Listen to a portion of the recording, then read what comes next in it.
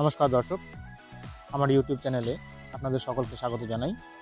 25 জন crew member সহ Israeli container sheep সিজ করল ইরানের রেভলিউশনারি গার্ডস, যার মধ্যে 17 জন ভারতীয় ছিল।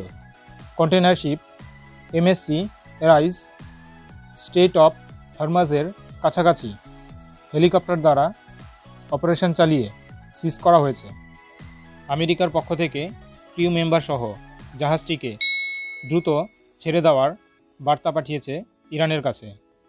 ইসরায়েলের প্রতি প্রতিশোধমূলক ব্যবস্থা নেওয়ার জন্যই এই শিপ সিজ করা হয়েছে, যার ফলে মিডল ইস্টে চিন্তা বেড়েছে।